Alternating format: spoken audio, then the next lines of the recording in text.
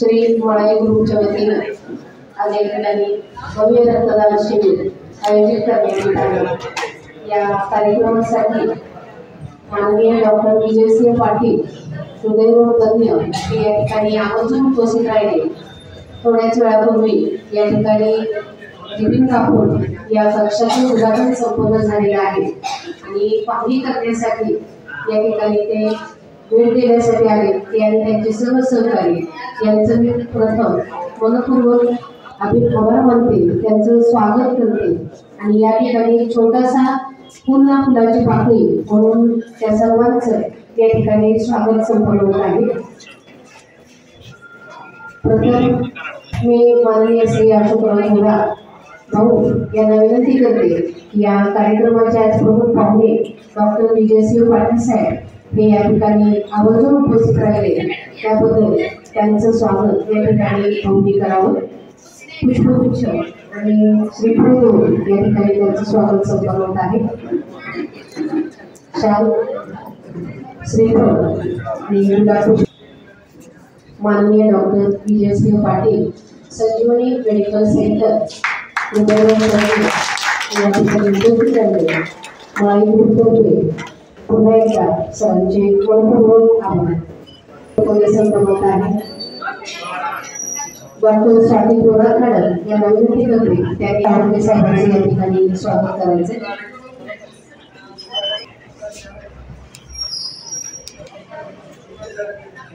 धन्यवाद सर। यानंतर श्री रणजित पाटील यांचे स्वागत या ठिकाणी डॉक्टर स्वाती गोराखडक मॅडम करते।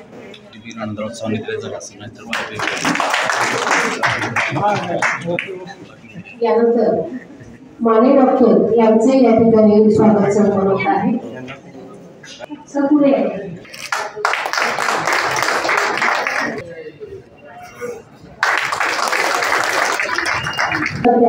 स्वागत वैद्य पाटील साहेब यांनी करावं अशी मी त्यांना विनंती करते।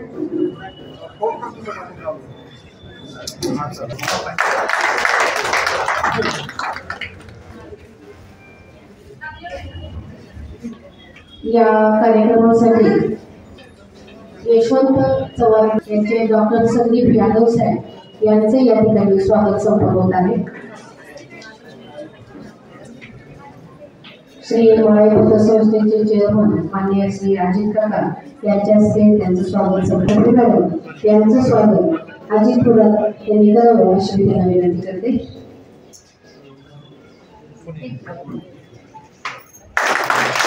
चेअरमन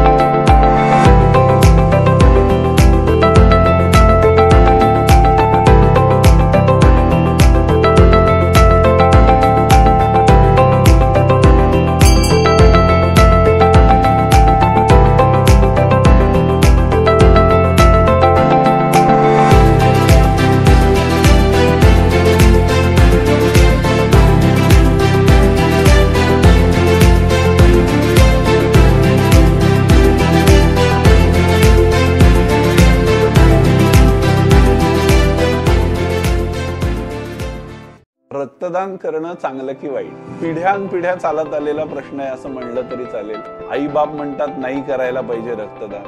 मित्र एकत्र घोळक्यात असतात तेव्हा एक कोणीतरी दुसऱ्याला म्हणतो होय अरे चल आपण जाऊ रक्तदान करू.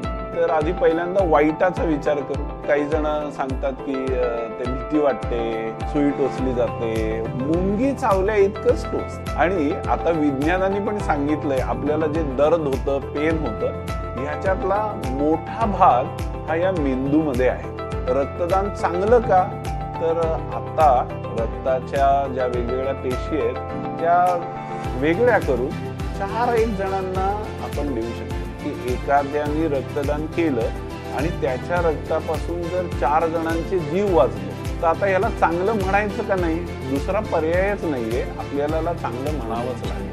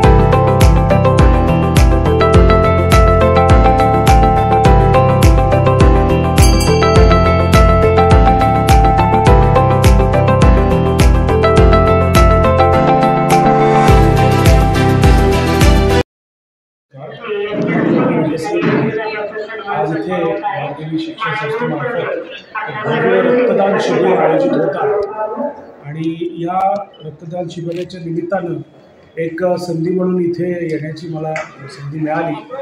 अतिशय हायजेनिक पद्धतीनं एक फार मोठा कार्यक्रम इथे बघण्याची संधी मला मिळाली। महालक्ष्मी ब्लड बँक, दंत ब्लड बँक या दोन्ही ब्लड बँकच्या सहकाऱ्यांचं खरंच कौतुकास्पद काम आहे। त्याचबरोबर या सुशिक्षण संस्थेच्या सर्व पदाधिकाऱ्यांचं आणि सहकारी स्टाफचं मी अतिशय हार्दिक अभिनंदन करतो। अशा प्रकारचे कार्यक्रम होणं हे खरंच काळाची गरज आहे आणि सर्वात महत्त्वाचं म्हणजे यातून प्रत्येक वाचणारा जीव हे एक प्रकारचं फार मोठं समाजासाठी योगदान आहे। तर माझ्यातर्फे आणि संजीवनी मेडिकलतर्फे अशा कार्यक्रमासाठी खरंच खूप खूप शुभेच्छा। धन्यवाद।